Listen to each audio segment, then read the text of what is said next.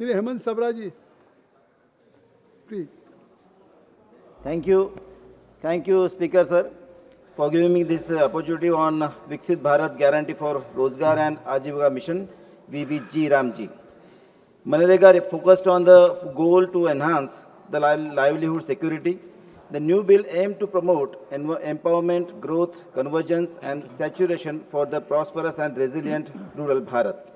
It includes water security through water-related work, core rural infrastructure, livelihood-related infrastructure, special work to mitigate extreme weather event will be the thematic focus. It will also facilitate adequate farm labor availability during the peak agriculture seasons.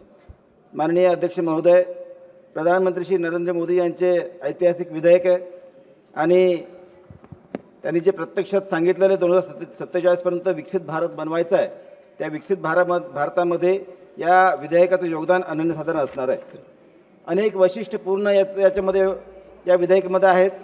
हे विधेयक आपण जर बघितले तर 100 दिवसाचं जे वेतन होतं त्यात 125 दिवसाचं मिळणार आहे. 25 दिवस एक्स्ट्रा मिळणार आहेत. मला कळत नाही की विरोधक याचं काय विरोधक करतायत. याचा अर्थ ते मजुरांना विरोध करतायत, त्यांचा लाभाला विरोध, त्यांच्या जे वेतन मिळतं आहे त्यालासुद्धा विरोध करतायत. जे आता 15 दिवसानंतर वेतन मिळणार होतं ते आता आठवड्यावर आलेलं आहे आणि त्यासाठी नवीन टेक्नॉलॉजीचा वापर करण्यात येणार आहे. आपल्याला माहीत आहे की मागील काळामध्ये मनरेगामध्ये 266 कामं ही इन्क्लूड केली गेली होती, परंतु आता ती फोकस नव्हती. आता आपण 4 प्राथमिक कार्यक्षेत्र निवडलेले आहेत, ज्याच्यामध्ये जलसुरक्षा असेल, कोर रुरल इन्फ्रा असेल, आजीविका इन्फ्रा असेल आणि जलवायू आपदा शमन अशी महत्त्वाची कार्यक्षेत्र निवडली गेलेले आहेत. याच्यामध्ये काम नाही मिळालं तर बेरोजगारी भत्तासुद्धा मिळणार आहे. ग्रामपंचायती ज्या आदिवासी भागात असतील किंवा ग्रामीण भागात असतील त्या अधिक सक्षम करण्याच्या दृष्टिकोनातून त्यांना पाठबळ मिळणार आहे, कारण स्वतःचा विकास स्वतःच ते करू शकणार आहेत, स्वतः योजना बनवू शकणार आहेत आणि त्यामुळे ग्रामपंचायतींना ताकद देण्याचं काम हे विधेयक करणार आहे. मागील काळामध्ये बघितलं की अनेक भ्रष्टाचार या मनरेगामध्ये झाले.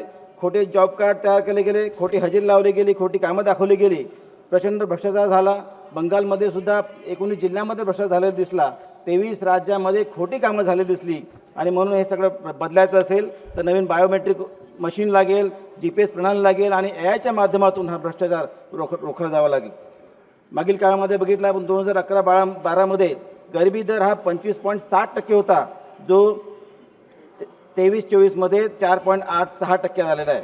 ज्या महिला यामध्ये काम करत होत्या त्या 48% होत्या, त्या 56%पर्यंत गेलेलं आहे.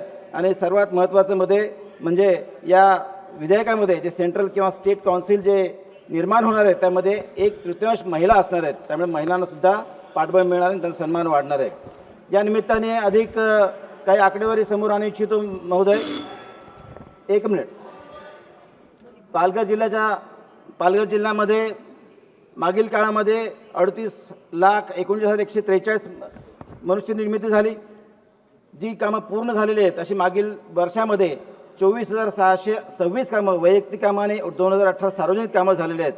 आणि प्रचंड निधी हा पालघर जिल्ह्यामध्ये आलेला आहे. जवळजवळ 200 करोड मागच्या काळात आलेला आहे आणि या सरकारने सुद्धा या वर्षी 25-26मध्ये 86,000 करोड प्रस्तावित केलेले होते. 26-27मध्ये 1,51,000 करोड प्रस्तावित केलेले आहेत.